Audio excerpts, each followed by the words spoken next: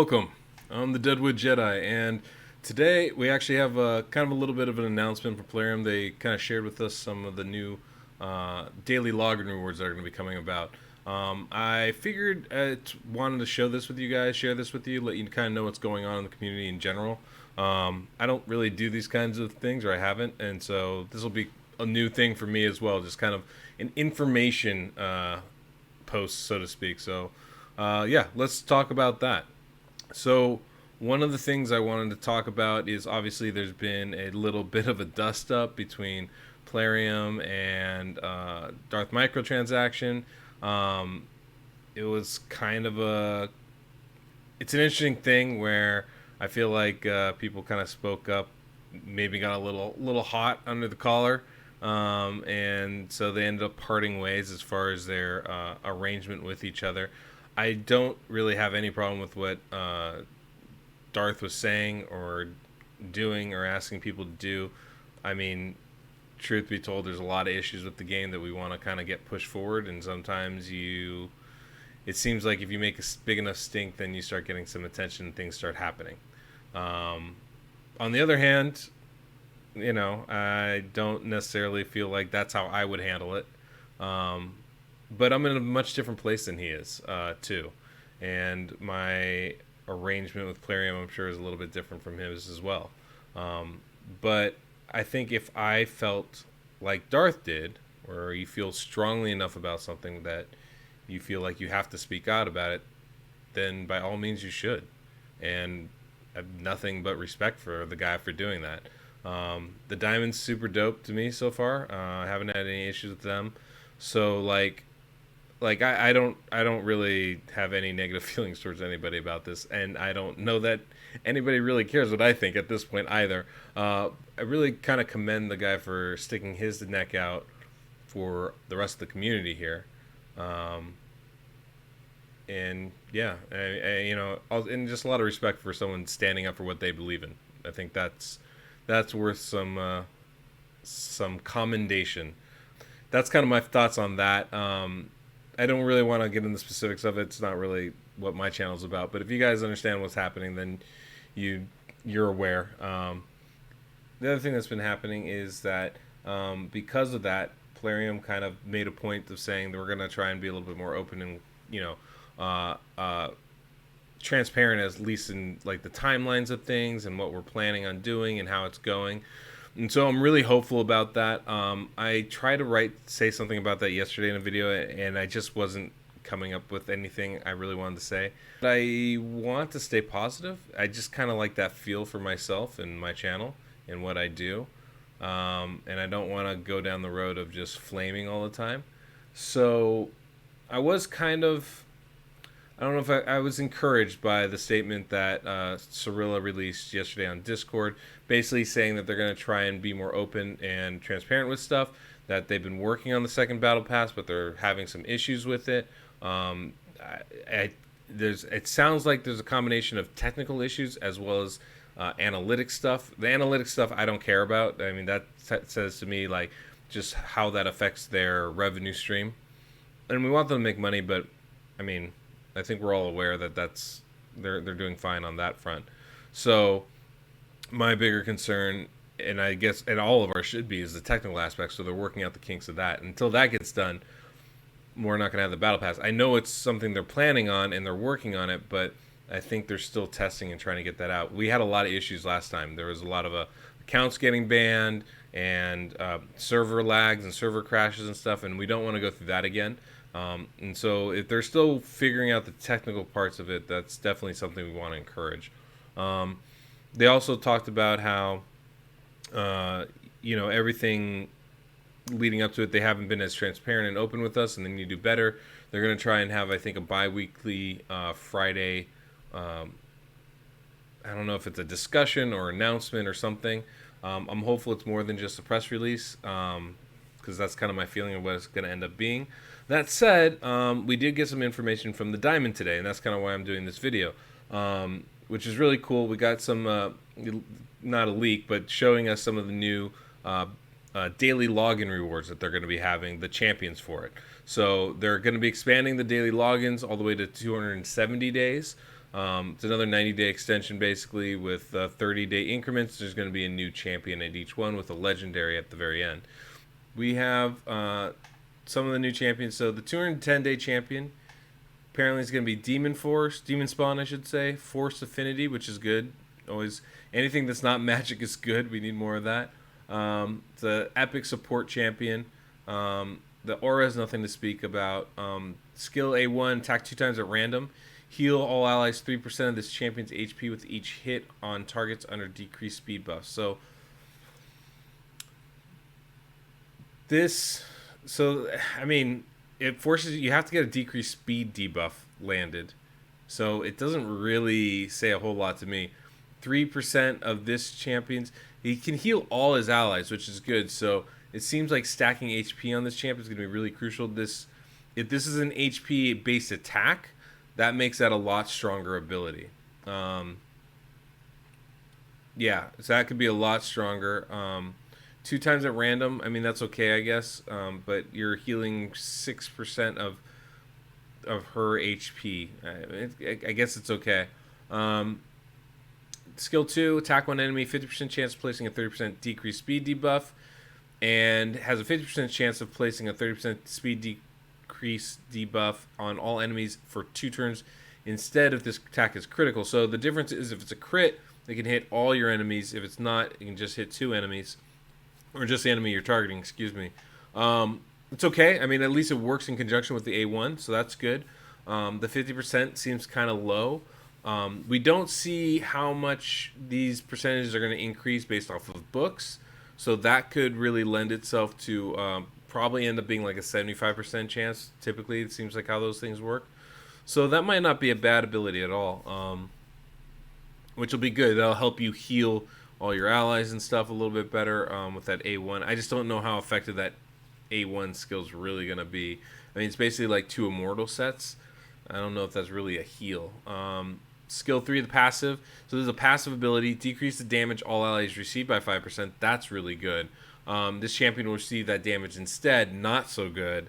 If there are multiple champions in the team, only one will activate. So basically, it's kind of like a really, really, really weak ally protection.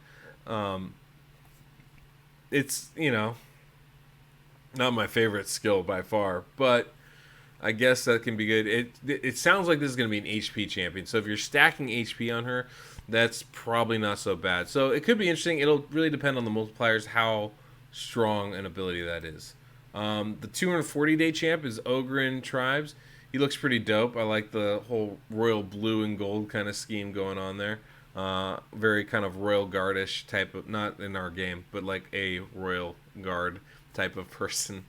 Mixing genres here. Ogryn Tribes. This is a defense champion, so that's cool. It's Spirit Affinity, that's cool too. A1's attack one enemy has a 50% chance of placing Leech debuff. We don't have a lot of Leech champions, and it has kind of hit a renaissance with the 2-1 teams and being able to heal as well as it does now. So you can use that instead of lifesteal a lot. That's a really good debuff. So that's cool. That's A1 champion has that. A2, attack all enemies. 6% chance to place decreased attack and 30% chance or a 30% decreased damage debuff.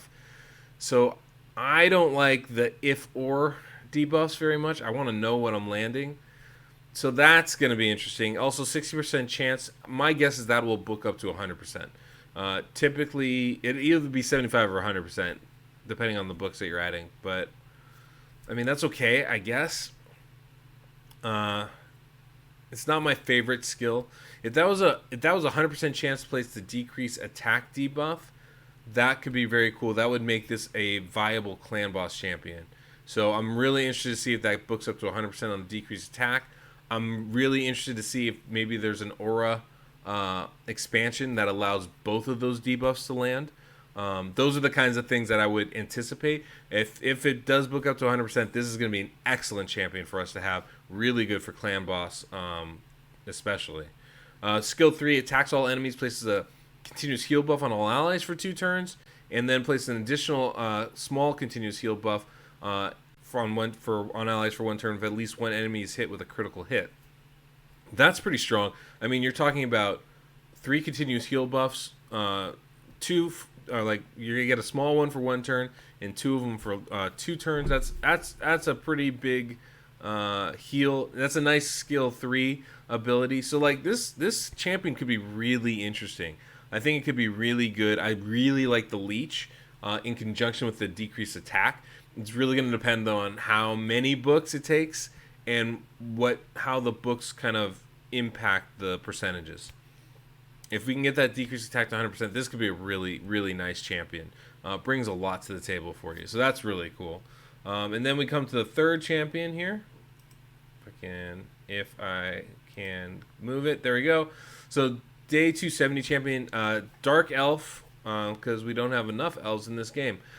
Just kidding. But defensive type champion, legendary champion.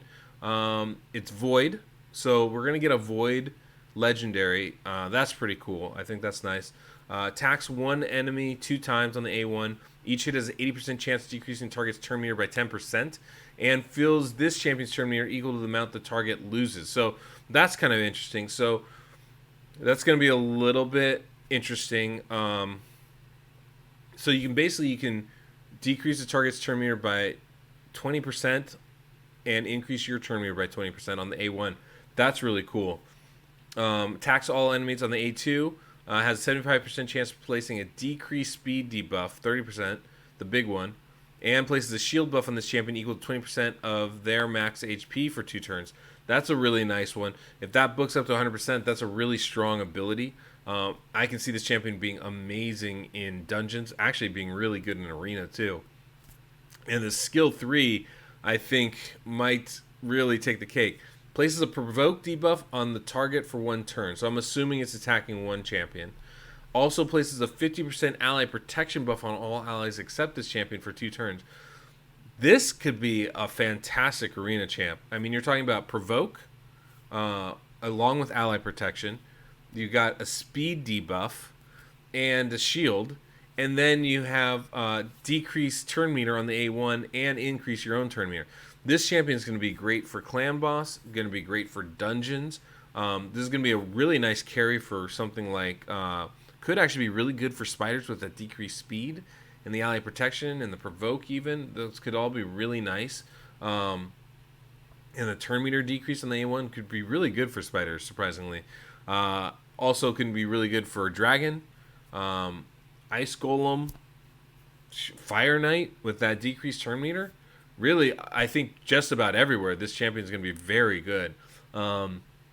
Yeah, this one's really exciting. I think it's going to be really great. Not great for clan boss, but pretty much every other facet of the game, I can see this one being really nice. Now, I'm one guy with an opinion. There's lots of other people that are going to have, I'm sure, much stronger takes on the potential uses of this champion, but we haven't gotten all the information yet either. We don't know how they book up. We don't know how many books they take.